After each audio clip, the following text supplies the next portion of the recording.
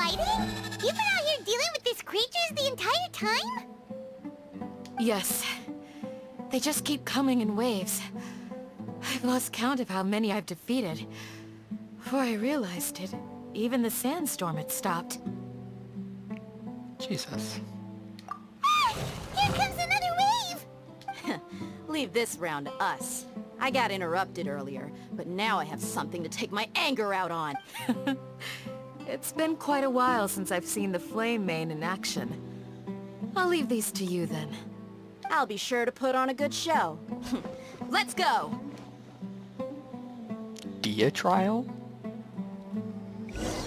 Damn it. I hoped. Wind Strider! No time to lose. Here comes another wave! When are they ever gonna let up?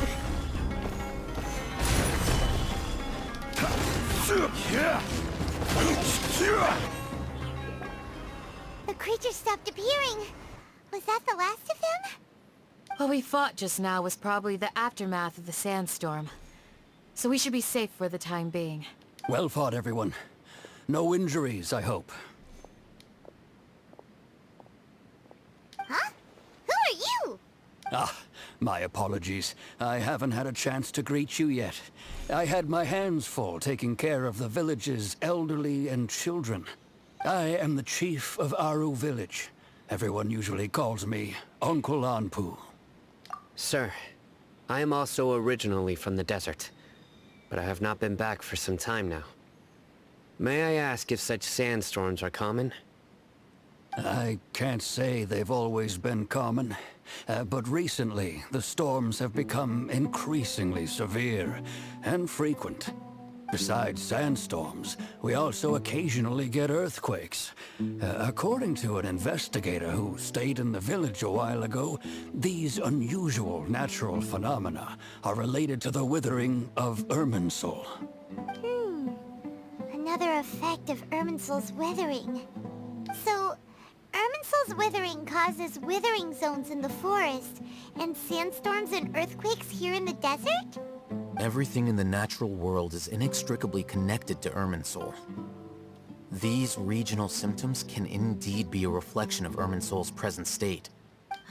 Everyone in Aru village needs to take good care of themselves. Speaking of which, why haven't I seen a single village keeper since I got here? Village keeper? Who are they? Village guards like Candace? Does your curiosity know no bounds? Village Keeper is how Aru village refers to mad scholars exiled here by the academia. Gotcha. Most of them are scholars who lost their sanity after a period of training in the Avidia forest. The academia believes that their crazed mutterings may have a negative effect on the psyches of other scholars. So, they're forcibly exiled to the desert. Though if you ask me, it's all a boatload of nonsense. Yeah, Peja almost came here. Alas, that's exactly what we've been trying to investigate. One by one, the village keepers have been mysteriously disappearing without a trace. But no one in the village has ever seen them leave. If you're planning to stay around the village for the next few days, I'd appreciate it if you could keep an eye out for them. I've had encounters with those people in the past. I'll see what I can do to help. The Matra are the ones responsible for their exile.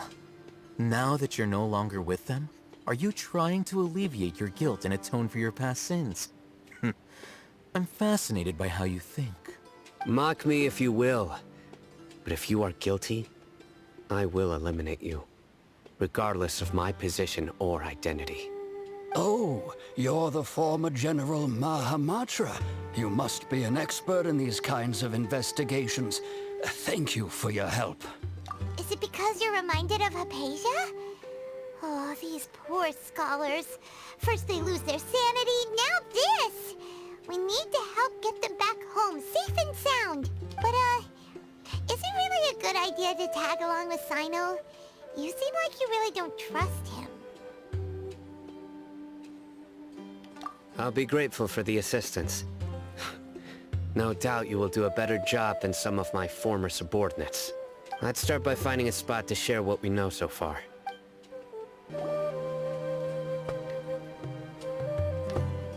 Although I've sent myself into exile, I'm still doing essentially the same things as before.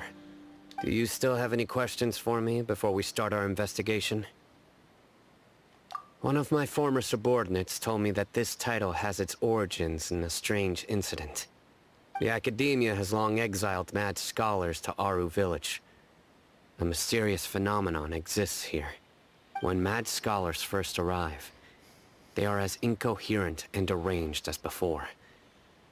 But after spending some time here, they invariably begin to calm down. Initially, the people of Aru Village greatly resented having to take in the mad scholars. But a strange incident one night changed that. Aru Village was struck by the strongest earthquake in living memory. Seeing buildings on the verge of collapse all around him, the then chief of the village was preparing to take everyone to safety. Suddenly, he noticed a mad scholar crouching in a corner, caressing the ground with his hands. A soft, green light radiated from him, like a divine glow against the backdrop of night. Despite the powerful tremors that ripped through the ground that night, all the houses remained upright, almost as if they had grown roots reaching deep into the ground. In the end, not a single building collapsed, and no one was hurt. After that, the people of Aru Village treated the mad scholars with greater kindness, and began to refer to them as the village keepers. A soft green light? A mad scholar protecting Aru Village? What do you make of it, Traveler? Yeah, it sounds like Nahida. Paimon thinks so too.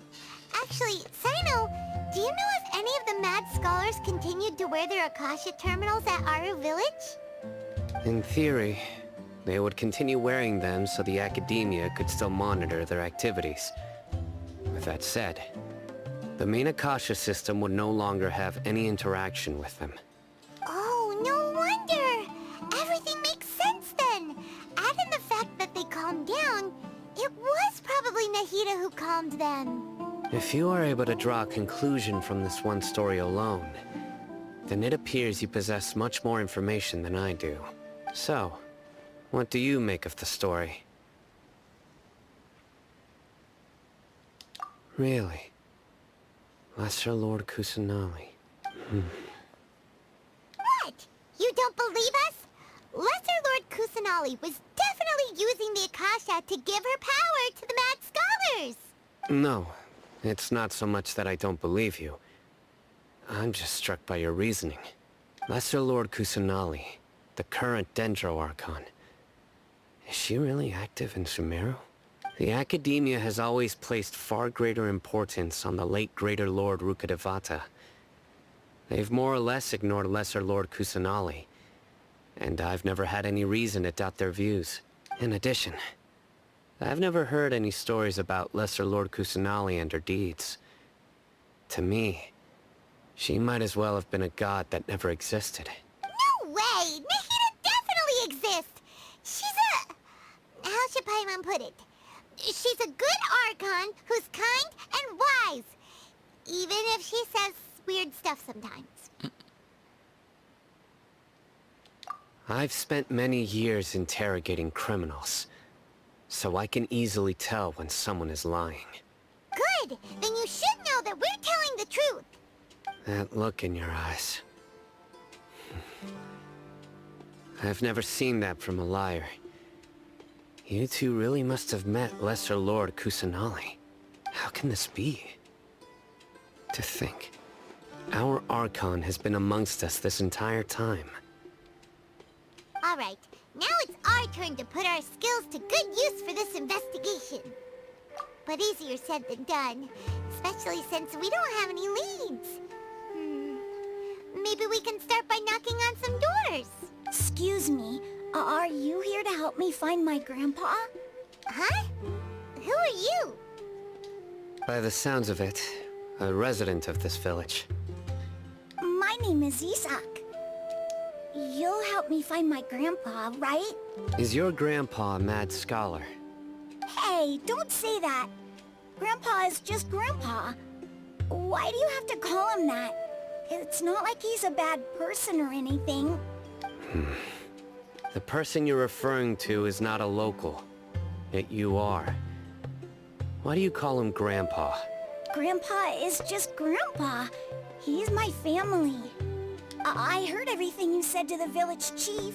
Please, you gotta take me with you. I want to find my grandpa. I swear I'll help. I won't be a nuisance. Ah, so you're the one who was eavesdropping on us around the village chief's house. I was planning to go out and take care of whoever it was. But I had a vague feeling that they didn't harbor any ill intent. Whoa. Haven wasn't kidding about Matra having sharp senses. Cyno, he's just a kid. All he wants is to find his grandpa. Let's find a way to help him. Sorry. I was only listening in because I wanted to know where Grandpa went. Honest. If you don't believe me, you can ask Miss Candace. All right. But first, let's confirm the facts with Candace.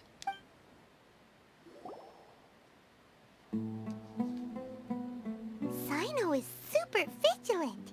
Is this what all the Matra are like? Ah, you're back already. We just wanted to confirm something with you. Do you know a boy by the name of Isak? I had a feeling he'd go looking for you. Huh? You knew this would happen? Yes. Although he tried his best to stay hidden, I still noticed him eavesdropping outside the window. He really wants to get his grandfather back. Isak's parents were both Aramite mercenaries who rarely returned to the village after finding employment in the city. He was raised by his grandfather. Unfortunately, it was only a few years before his grandpa passed away. Isak was still very young at the time, so various families in the village took turns caring for him so he could survive. Later, an elderly mad scholar arrived at the village. Isak thought the scholar bore a striking resemblance to his grandfather, and thus often spied on the man. However, the scholar was unkempt in appearance and incoherent in speech. Although Isak referred to the man as his grandpa, he was afraid and didn't dare to approach him. One summer night, the oft mumbling and bumbling grandpa suddenly calmed down and seemed to become more lucid. He even noticed Isak hiding in the distance. So Grandpa walked up to Isak and patted him on the head. He even took Isak to the entrance of the village, where he patiently taught the boy the names of the stars, and accompanied Isak until he fell asleep. The next morning, Isak woke up and wanted to go find his grandpa again, only to realize his grandpa no longer recognized him.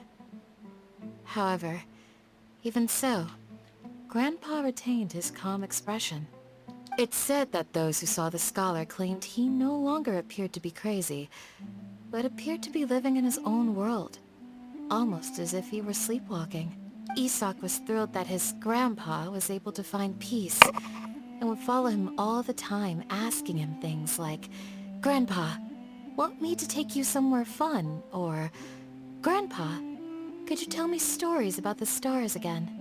All this somehow just makes Paimon feel really sad. It seems like they both deserve so much better. Perhaps. Nearly everyone who lives in the desert has some form of hardship or regret. But even so, we must still continue on with our lives. It's also my reason for fighting. I must continue to protect this land.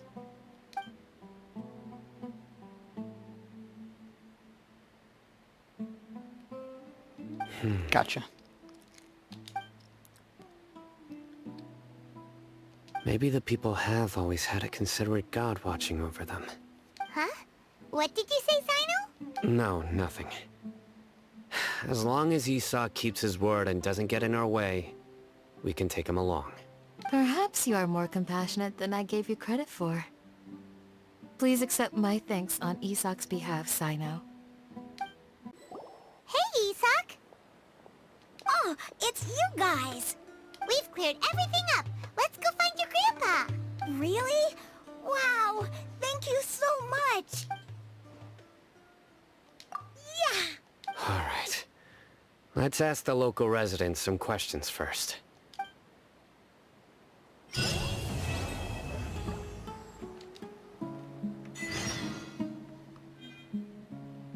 Wait, is that it?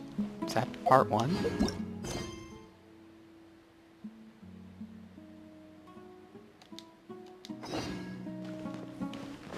That's a abrupt place to end.